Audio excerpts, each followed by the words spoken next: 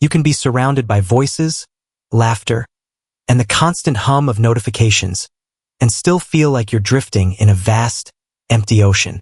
It's a strange kind of loneliness, one that exists not in the absence of people, but in the absence of connection. You scroll endlessly, share moments, leave reactions. Yet inside, there's a hollow space no one seems able to reach. You might stand shoulder to shoulder with others, but the distance between souls can feel infinite, heavier than you'd ever admit aloud. You've tried to bridge it. You've gone out when invited, opened yourself in conversation, entrusted pieces of your story to others. For a brief moment, it feels promising until it doesn't. The spark dims, the exchange turns shallow, and soon you've either retreated quietly or felt the slow ache of rejection. It's as if there's a wall you never meant to build, yet somehow keep fortifying. Part of you remains locked away, the key clenched tightly in your own hand. Carl Jung once spoke of love and connection as conscious acts, moments when two souls meet beyond masks and roles. But somewhere along the way, you may have been waiting for connection to arrive as if by magic, appearing effortlessly when the right person came along. And when it didn't, the blame turned inward. You began to wonder if something was broken in you. The truth is more complex. You crave closeness, but you fear it just as much. You want to be seen, yet instinctively step back before anyone can truly look. You hide behind humor, control, or well-timed silence. You offer pieces of yourself that feel safe to share, keeping the rest wrapped in quiet protection. It's not company you lack. It's the rare feeling of being understood.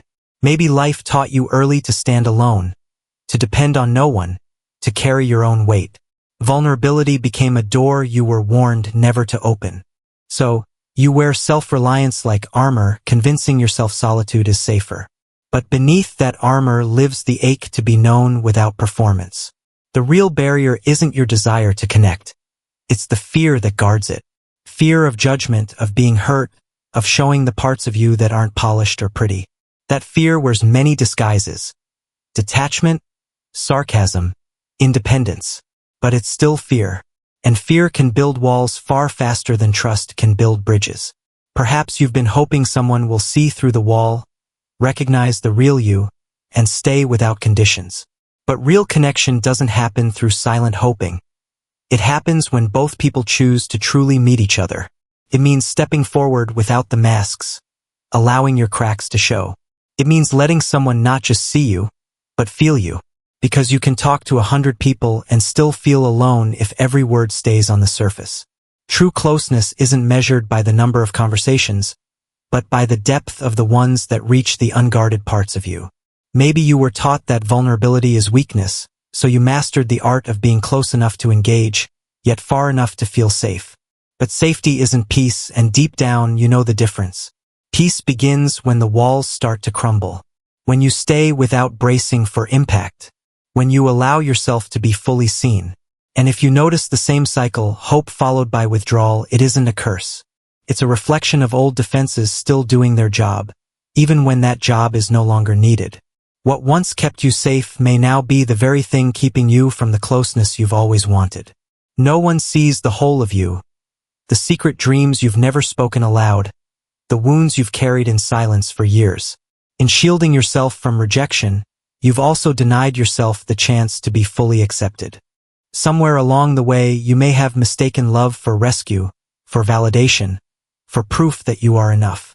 But the only proof that lasts is the kind you give yourself, the willingness to meet every part of who you are before asking anyone else to. Jung once said the deepest human longing is to overcome separation without losing ourselves. That kind of love grows from freedom, not need. But freedom can be a double-edged sword. Without realizing it, strength becomes a shield, independence turns into a fortress. At first, it feels powerful, safe. But over time, the walls rise so high that even those who care can't reach you. You convince yourself that revealing too much will push people away, when in truth, it's the hiding that keeps connection out of reach. Real intimacy isn't luck or fate. It's a choice, and you will never feel completely ready to let down your guard. But you can choose to try anyway. You can start small. Share something you've never told anyone. Send the message you've been rewriting in your head. Let someone see you on the days you're not polished, not perfect. Those moments will feel vulnerable, maybe even dangerous, but they are the sparks from which trust is built. The bonds that last aren't forged in comfort. They're born in awkward pauses, in misunderstandings you choose to work through, in returning to the table when it would be easier to walk away. Not everyone will meet you there, but those who do will value you far more than the role you've learned to play. And when that happens, when you are seen for the raw, unguarded you'll realize belonging was never about fitting in. It's about standing in your whole truth and being accepted anyway. But before anyone else can see you, you must be willing to see yourself. The tender parts, the aching chapters, the moments you've hidden from view. You must be able to say, without hesitation, I am worthy of being seen exactly as I am. Freedom will pull at you, but it will also scare you because it asks for responsibility.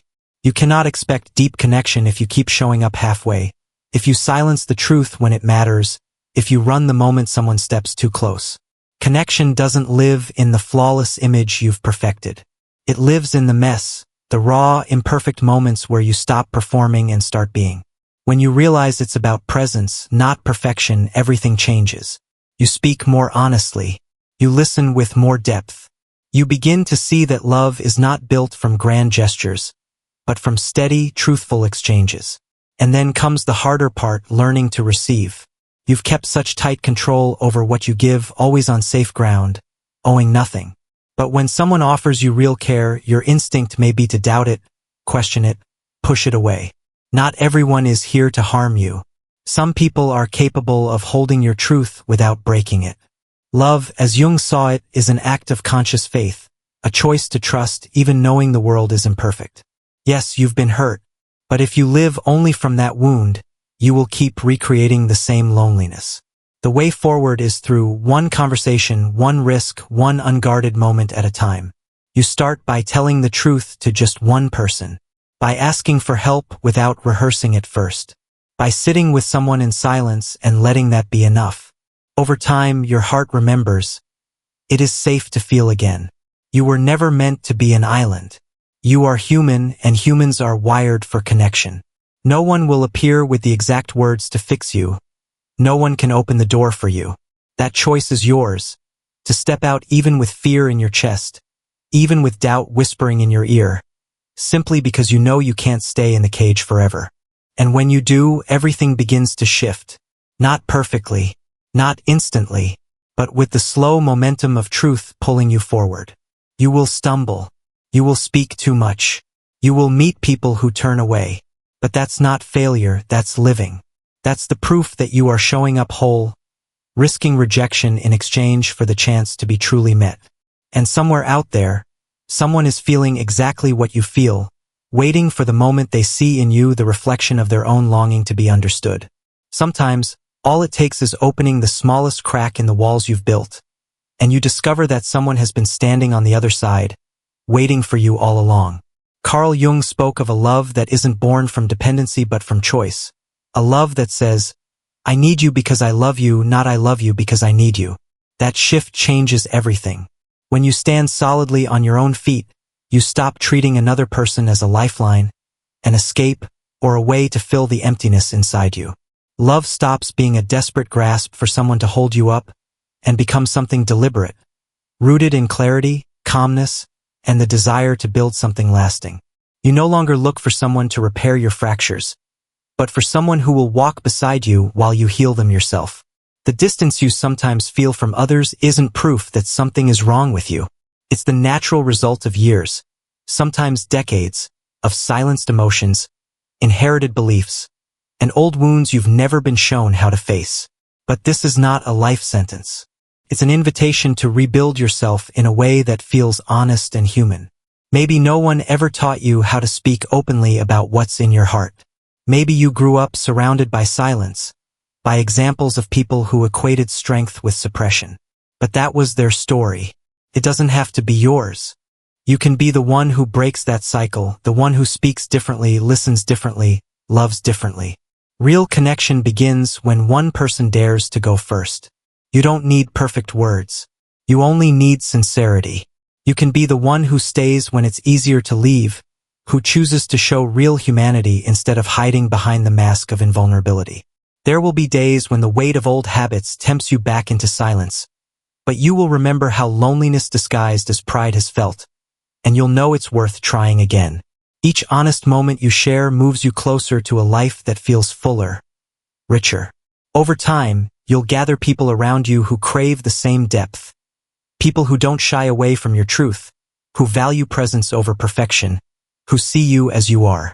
And in their company, you'll find a kind of home that isn't defined by walls, but by the unshakable knowing that you belong exactly as you are. From that place, love no longer needs to be validated. Listening no longer comes with the urge to fix or control. Sharing no longer carries the fear of abandonment. You realize that bonds built on truth will always be stronger than those built on approval. And as that truth settles in, you soften toward yourself. You stop punishing yourself for the times you stayed quiet, for the mistakes you've made, for the chapters you wish you could rewrite. You see now that you were always doing the best you could with the awareness you had. And with new awareness, you can choose differently. Real connection doesn't ask you to become someone else. It asks you to stand as yourself, not out of fear of losing someone, but out of the courage to be seen. That courage grows when you admit you no longer want to live with your heart behind locked doors. You deserve to share your world, and you are ready to open the door. The only question is, what part of yourself are you willing to reveal, even if your voice shakes? Because that's where the deepest love begins, not in perfection, but in presence. Not in control, but in trust. And from that place, every relationship you touch can carry more depth, more truth, and more freedom than you ever imagined possible.